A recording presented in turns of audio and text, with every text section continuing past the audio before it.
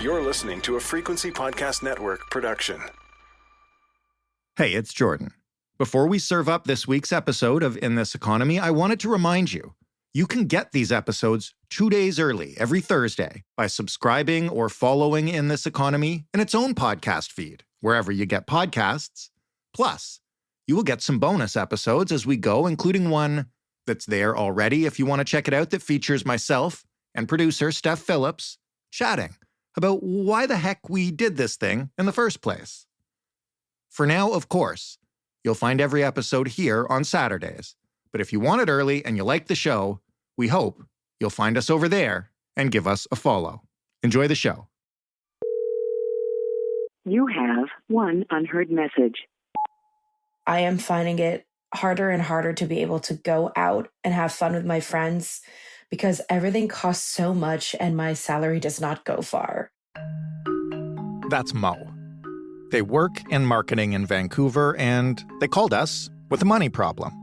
And I know I don't have to go out. I know I don't have to say yes to everything. I don't have to go to every gathering or every party, but it feels bad missing out on things. Like a lot of people in their 30s, more and more of Mo's budget is going towards social and family obligations, so that there's really not much left for the stuff they really want to be doing. Like when a big musical comes to town and all my friends are able to go, but I just can't. Or when Beyonce or Taylor Swift comes by and everybody seems to have tickets when I thought that no one was able to afford it. And I am the only one that didn't go. And it feels like everybody's part of this big cultural event and everyone's talking about it and sharing photos and trading bracelets over it. And I couldn't make it work, so I couldn't go. Now that is FOMO. Get it? Anyway, unlike some of their peers, Mo's not ready to whip out the credit card and tap those feelings away. I don't want to incur more debt than I can even handle just so I could go to these concerts or these musicals or these dinners or whatever. But at the same time, I don't want to look back one day and see that I missed a whole bunch, that I didn't get to experience all the things and I don't know how to make it work.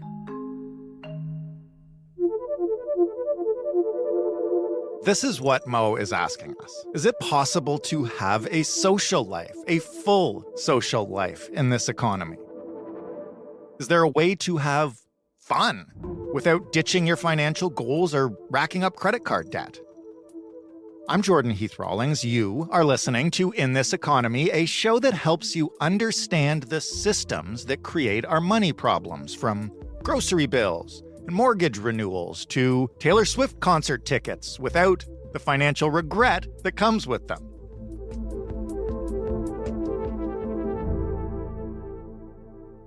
So in every episode, I talk to a person like Mo who's facing a financial challenge, and then to an expert who really knows that area of the economy and can explain not just the factors behind the money problem, but offer, if not perfect solutions, then some options and some things you can do to achieve what you're after, even in this economy.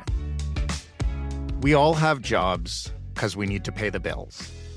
But when the job really feels like a grind, or you want to just say F it and quit, it is the fun stuff that our paychecks make possible that keeps us going. But in reality, a lot of Canadians are struggling to have what feels like a full social life without breaking the bank. And our guest today, Shannon Lee Simmons, doesn't believe it has to be that way. Ultimately, we are going to still go to a friend's birthday party dinner. We're going to still figure out how to have some element of enjoyment. And we can't always not do the convenient thing. Sometimes you're just friggin' exhausted and you need to take a taxi home because it's freezing and your boots are wet. That's Shannon. She is a certified financial planner. She is the founder of the New School of Finance. And she's a best-selling author, too. I've been doing financial planning for 15 years, looking at people's day in, day out life. And you start to see, what drives money. And it has nothing to do with a spreadsheet. It's obviously you spend less than you make. If everybody knew that and did it, then I wouldn't have a job and money would be easy. It's not. But what I've learned over the years is so much of our feelings about money and how we manage money and how we make decisions around our finances is just built on emotions. And not, I don't mean that in an illogical way. What I mean is like, of course it is, because we're human. Our listener is really struggling with maintaining a social life or affording those experiences that their friends are having or they see people having on social media. And there's a lot of FOMO involved with that. What do you say to somebody who feels like they can't afford to have fun? There's so many people feeling this across all demographics because things are really expensive right now. And I think the natural thing is like, well, you can have fun for free, but then everyone wants to gag. So the first thing that I would do whenever I'm chatting with somebody, including myself and my own peers too, is recognizing like, we can't do everything. You know, I've been doing this for a long time, and I've really seen the difference between the pre-social media and now the current state. I think we're hyper aware of all the things we're missing in a way that we simply were not, 15 years ago. It is like salt in the wound of all the things that you wish you could do and can't. When you become hyper aware of all the things that 100 people you follow or 200 people you follow are doing, it compounds it. And if you're feeling like you're barely making ends meet and it's hard to have a social life, take yourself off social media so you're not so aware of all the things you're unable to afford. It'll change your perspective pretty quick.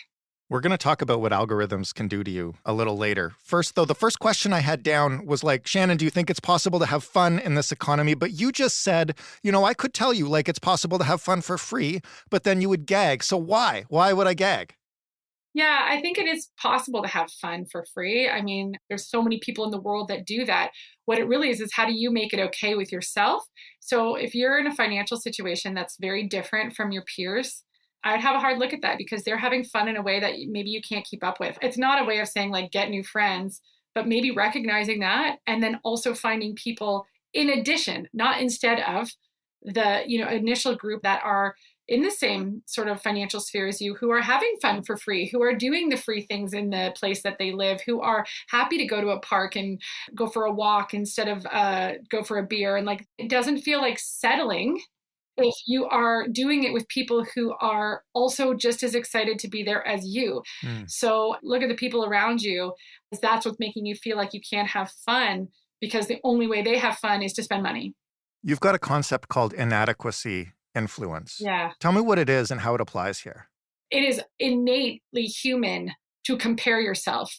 It's not like a skill set that you're like, oh, I'm free of comparison now. I've done my yoga. No. We will always compare ourselves to our peer group. It is part of how we survived for thousands and thousands of years. You don't want to be left behind. It doesn't make you greedy or petty, which often when we hear the term like keeping up with the Joneses, we think of like two old men competing for the best car in a driveway in the suburbs. Like that's that's what I see, or the who's got the nicer fence. And I definitely think that there are elements of that in super wealthy groups for sure, one-upping each other financially. But for day-to-day people who are trying to make ends meet and have a social life, what it really means is like, all my friends are going to a concert and I can't go.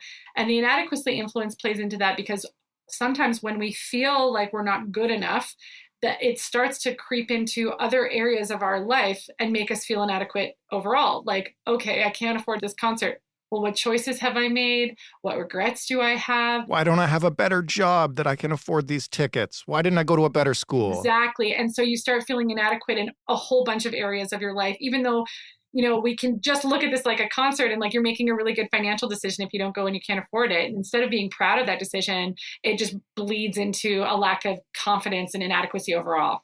I want to talk about the actual finances of having fun because a lot of the advice that I found is all about like cutting unnecessary spending. Take a hard look at your budget and, get rid of this stuff and that stuff, and then you'll have enough money and everything will be fine. And I always come back to the avocado toast one because that was kind of like the cliche one, right? Like, of course you can buy a house if you just stop eating avocado toast. But like, how did we get here where that kind of advice is so predominant? The reason it happens is because we can control what we spend. We can't necessarily control what we earn, or at least that's a story we tell ourselves. And so therefore, it should be an empowering thing to say, look, You get to choose where the money goes every month. You want some more money for savings? Look at your spending, reduce here, and you got it. You can do that. Whereas if someone came in and said, earn more. Oh, like, do you know what I mean? Like, well, I don't know how to do that, right? It's like way scarier. So I think that's why it's so predominant, is that it's the actual mathematical truth. But where I feel like it gets warped or twisted into shame is where we categorize some of these places where people spend money and then we assign value to them. Like a classic example is packing lunch, getting a latte, blowing money on, if you like to buy books and you're like a book person and you could just go to the library, but you buy the book instead, like these kinds of things. And so some expert like me or something assigns a value that like, well, spending money on this is something you could easily go without. Why are you doing that? And then that adds the guilt and the shame every time you do one of those things. Oh, and like takeout, for example. So you order a pizza, you immediately feel guilty. Right. And so I think that the way it starts is like, here are some ways that like, if you cook at home, you'll probably save $5 and like, hey, that's a good thing. But then it gets packaged into this like shame thing where we feel like if we spend money on any of those conveniences or pleasures, that somehow it's bad. And that's where it starts to feel icky. And then sometimes it makes us just be like, well, I'm not going to try then because I'm not allowed to have any fun. Yeah, that's what I want to get at is the like, when you're in a precarious financial situation, as like a lot of people are now and more people every day as mortgages come up for renewal and stuff, and people take really hard looks at their budget, it can start to feel like any spending on extraneous stuff is just something that should not be allowed. And one of the things I saw, we have our listener, Mo, and they mentioned missing out on concerts. I saw someone online who got tickets to the Taylor Swift concert and was posting like, oh my gosh, I can't believe this happened. I'm going to have to find another way to pay rent this month, but I'm so happy. And then there was a pile on after that, right? Like, why are you going to this concert if you can't pay your own effing rent, right? And that's the kind of, I call it like austerity measures, which is a term for like governments, but like people expect you to apply it to your life unless you're rich. I agree. And I'm so frustrated that person got hated on because like, what if they just said, I'm going to find another way to pay for this concert other than a credit card? Everyone would have applauded them. And essentially, it's the same thing. Mm-hmm. You're bringing in more money to pay for this expense that was like out of the blue. And people love to pile on people who are spending money irresponsibly. I'm saying that in quotations for anyone who can't see me right now. And I do think it's that austerity. And when we get tight in a budget, if there's any pleasure or convenience spending, it really feels like we shouldn't be doing it because those are the first things that we often are told that are bad and to cut. And so what happens though, is that when you start feeling like every single dollar that you make cannot go to make your life easier or more enjoyable, we stop trying. So this is where credit card debt comes in, right? To close that gap between what you have and what you don't have. And as soon as credit card debt starts, well, there's a big difference between a few $100s and a few $1,000s, right? And so at some point along the credit card journey, to go from 0 to 100 is a big deal. Someone panics, they freak out. To go from 5,100 to 5,200 is like drop in the pan, right? So then at that point, we've reached the screw it moment, whatever, the F it moment. And then it's like, well, I'm in so deep, I don't care. So I often say, when you're going to take a hard look at your expenses, do it from a place of emotional rate of return, okay? So when I say that, I call it your EROI, your emotional rate of investment or return on investment. So if we're looking at two different people and I'm looking at their expenses and they both need to cut $50 a month, I'm just making this up as I go. Yeah. Person A might be like, they spend, $40 on coffee, takeout coffee. And they're like, every time I do it, I feel gross. It's just because I didn't get up early enough. And it's part of this whole process in my life where I'm not getting up when the alarms are blah, blah. And like the coffee is a result of my laziness and it makes me feel gross. I hate it. Like, okay, well, that's like a low emotional rate of return. Like I'd rank that like a 1 out of 5. Like, let's look there for cutting. But we're not cutting because I said lattes are expensive. We're cutting because it doesn't provide them any joy. And then I take person B and they have to cut $50 from their spending. And they also spend $40 on lattes. And they're like, every morning I get up, it's part of my walk. I like get my coffee. I can like smell it. It's so good. I chat with my barista. It puts me in a good mood for the rest of the day. I don't think that person should cut that.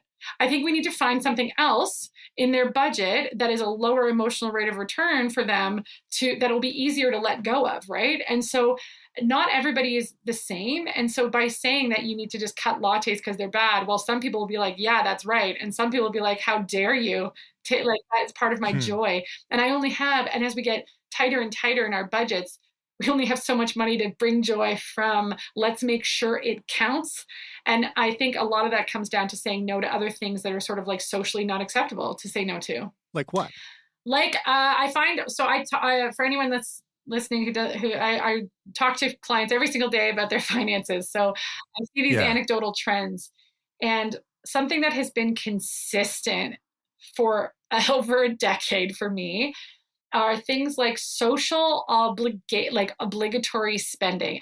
So all the wedding hoopla, right? So like bachelorette parties, showers, all that stuff. There is a point of which you're so happy to contribute, and then it goes over a diminishing marginal return into the zone if you're in the wedding party. And then also there's like 3 parties for one couple. And what? And so there's the wedding stuff or the bachelor party stuff. There's the baby shower stuff.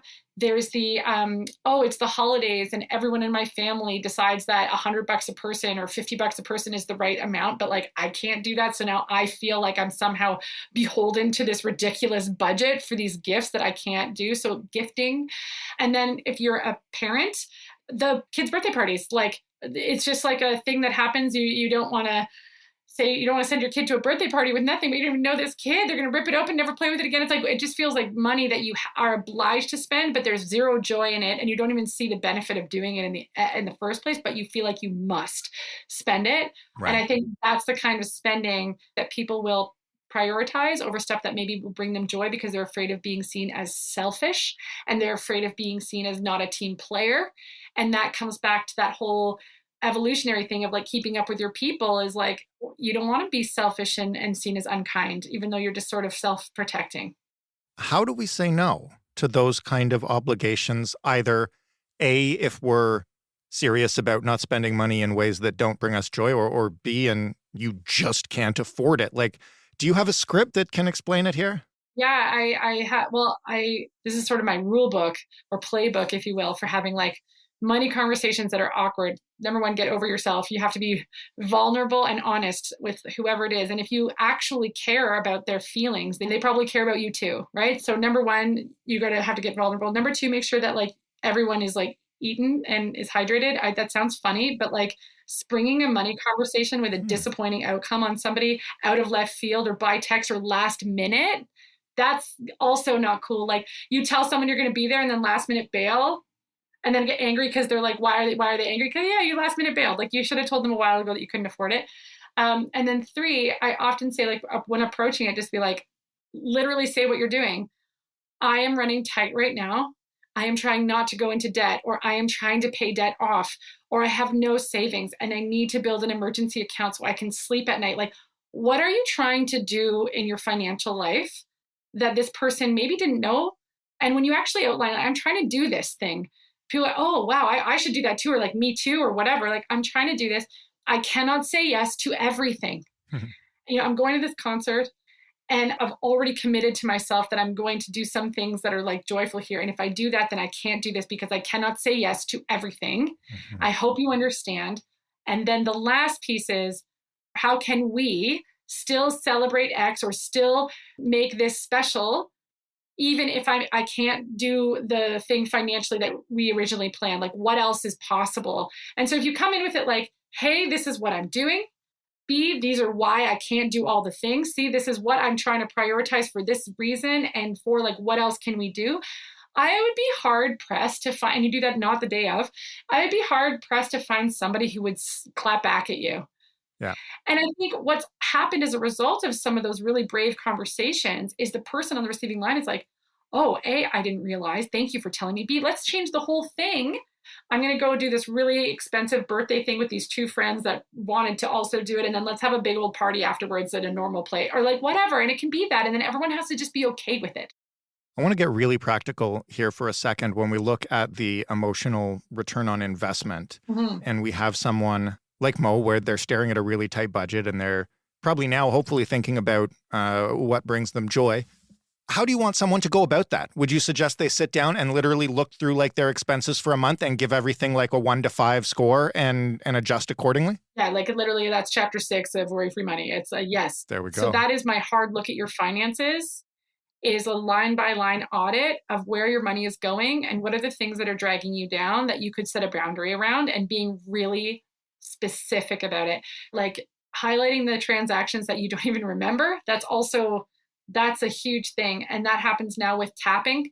I have found that tap technology and also like all those apps on your phone where you just press a button and it arrives. Yeah. People forget they even do it. I'm so guilty of that. And so most people are, because it's so convenient. I just got it on my watch. Right. So the mindless spending is through the roof in a way that like is unprecedented. And what's happening too is when I've been doing these sort of emotional audits with people, which is a thing that like we do if they need to cut expenses and there's not a lot to work with, we try to not be as restrictive, make sure that the ones that are staying count, you know. People will go through, and I, up until, 4 years ago, I never heard someone say like, I don't remember that. Yeah. And it was only in the last 30 days. That is how mindless the spending is. Also, the paying attention to the price point at the checkout is also a thing that's like, we're kind of bypassing that like mindful moment. Do you know what I mean? Yeah. Where you're handing over bills and you're like, oh, exactly. 2, 3, 4. You feel it. You feel the loss immediately. You see the loss, and you'll make decisions differently if you have a ceiling. I have, as sort of like an exercise, one time I told someone, okay, for 2 weeks, bring the money that you want to spend in cash, which is like an old school way of thinking, totally. Yeah. But why I challenged them to do it is like, feel the difference in how you're making decisions when you know you've only got $200 in cash on you, and you're going to be embarrassed if you get to the cash and you don't have enough, versus no matter what you put in your cart, if you can just tap it away, it doesn't matter if it was $240 or if it was $205, it doesn't matter, because you know that you've got that waiting. So what the outcome of that 2-week experiment was like a hyper awareness of the difference in how you make decisions when there's a ceiling. Right. Let's say someone's already taken your advice. They've looked through their spending for 3 months and they've ranked it all from 1 to 5. And it turns out there's a lot of 4s and a lot of 5s that they've already spent the money on. They've already said F it a couple of times. And now they're looking at a huge overspend. What do they do to try to overcome that and to not wind up there in the future? We all fall off the wagon. So the worst thing that you can do is start beating yourself up. So compassion for yourself, a little bit of grace and understanding. Obviously, if this is a repeat pattern, there's probably something else going on there too. But I typically see people's credit cards spiral a little bit, like once or twice a year, to a point where they're like, I did too many things there. Or like, oh, this was really hard for me to say no to, the holidays being one of the big ones and summer being the other. And so the best approach to that, even if you can't pay it off in 3 months because you kind of splurge and it is what it is just like slow and steady wins the race. Honestly, the worst thing you can do is go into hyper scarcity or hyper whatever, like, screw it, this is me now, I'm just a person that has debt. Both of those are dangerous territory. So hyper scarcity may feel like the right answer because you want to get control of it right away. The problem is that probably comes with extreme budgeting, which is like promises that are unrealistic. Like, I'll never take transit. I'll never take out something. I won't buy clothes for a year. I won't do any of these things. I vow to not spend money. These kinds of things set us up for failure, because probably the average person's going to still do those things. And then because you've made this massive promise and then you fail at it, you like feel like a financial failure and you're right back into, well, screw it. I can't budget. I'm not good at money. And really, it's not that you're bad at money. It's just like the budget was like unrealistic. Like, it should never have existed in that form. So the best thing to do is to consolidate debt where you can, so at least the lowest amount of interest that you're paying, and then make a long-term plan. So like, maybe this debt will be with you for a year and a half. Okay, that's what it has to be in order for me to sort of pay it off and then not go into more, then so be it. You can get out of it, and you can do it slow and steady, and it doesn't have to be a self-punishing thing for years to come, and it doesn't mean you're bad with money.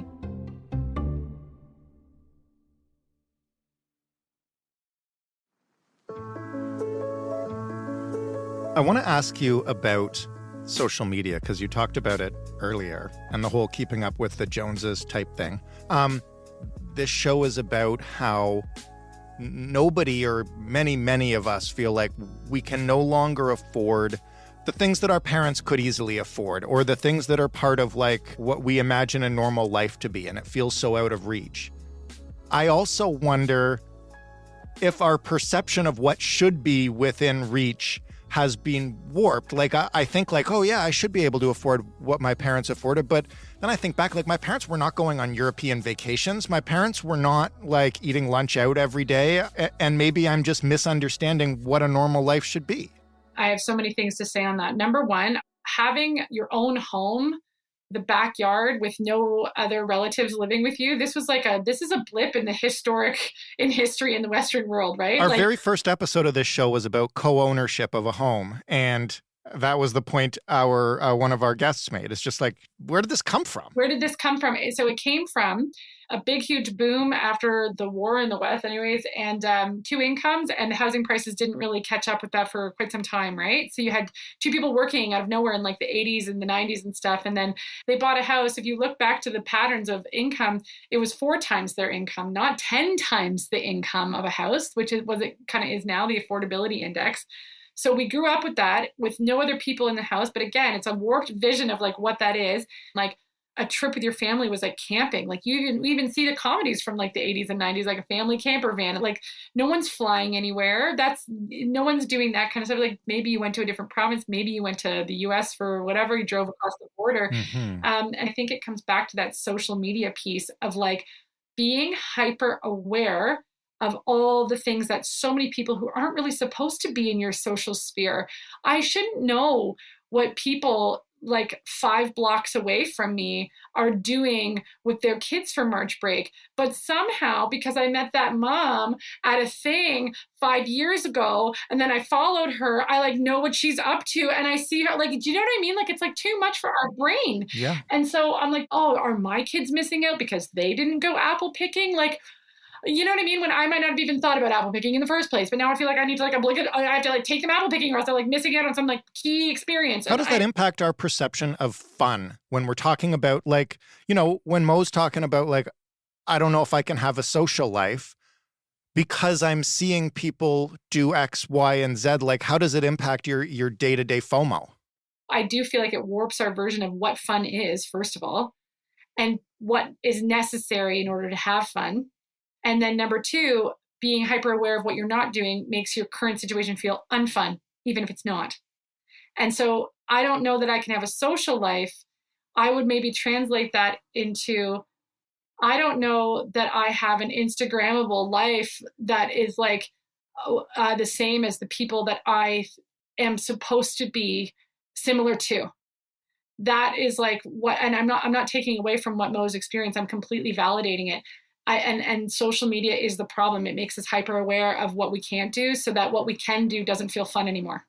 So what should you do about that with your social media then? Should Mo or all of us be unfollowing people, muting people? Like, again, it's one of those things, if you do that, then you're going to have FOMO about what you're not seeing on social media. Yeah, I think I've put a lot of my clients and myself on social media detoxes. And again, not forever. Okay. I would say detox, usually 2 to 3 weeks. Peace out. You see people do this all the time. Yep. And what you're paying attention to, I often say that people should like journal during that time.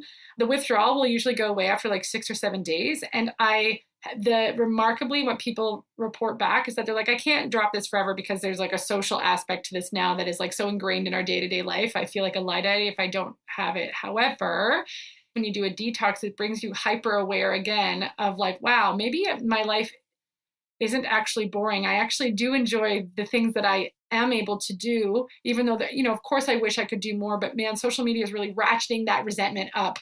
So yes, I feel that resentment, but it would be a manageable level of resentment. But now I've got this thing that's just making it feel tense every day, like it never relents.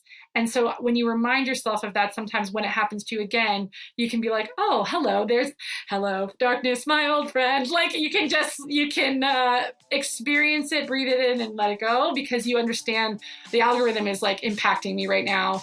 And this isn't real. I don't have to hate my life just because I'm not at this, wherever that person is. Like the G.I. Joe thing, right? Now you know. Now you know. Knowing half the battle. Precisely. Shannon, thank you so much for this. So fun. Really impactful. Helped me. Really hope it helped Mo. Thanks for having me.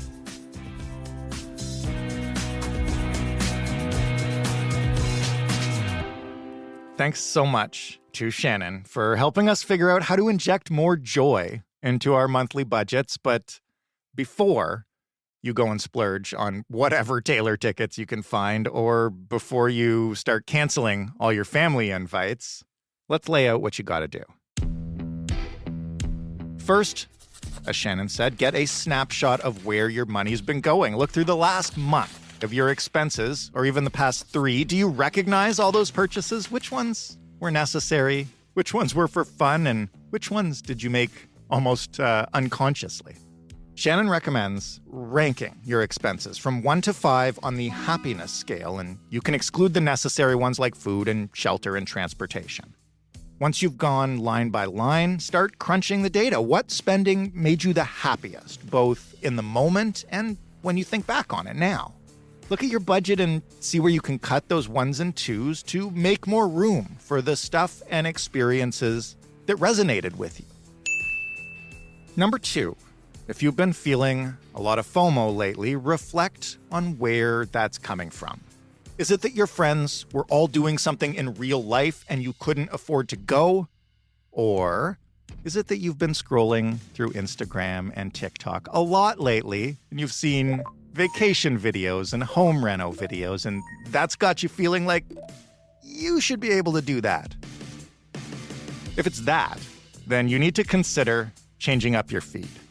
Whether that means unfollowing some influencers and lifestyle accounts, or even muting the friends that make it hard to enjoy the fun you can afford. And if that doesn't work, you might need a social media break, even if it's just for a few days or a couple of weeks, so you can pay attention to how it feels not to see that stuff and see if it affects your spending. And look, lastly, I'm never going to pretend that you will lead the most fun, exciting life without spending any money. But living our best lives does not mean living a life of luxury. We've all read and watched enough celebrity tell-alls and exposés to know that a lot of the people leading the lives that we see on social media are still unhappy. And here's where I get a little bit cheesy on you. Having fun and enjoying your life is about the people that you spend it with. It's not about what you do. If you're finding that you and your friends are in the habit of spending a lot whenever you hang out, just try doing something different. Hang out at a park or in someone's backyard. There are always ways to have fun that won't break your budget and that will let you break your budget when you need to. If you want to hear more of Shannon's money advice, she has 3 books out, bestsellers you may have heard, including Worry-Free Money, which you can find anywhere books are sold. If you listen to this and, like Mo, you're thinking, you got a money problem, then we want to hear from you. You can email us at hello@itepod.ca, or you can call us and just ramble on and talk it out. Leave us a voicemail. That number is 416-935-5935. As you probably know, if you've been listening to this show, we don't need your real name. We do need your real numbers, real fears, real plans, real questions, and real contact information so I can talk to you. You can find us on social media as well. We're on Instagram and TikTok at In This Economy Pod.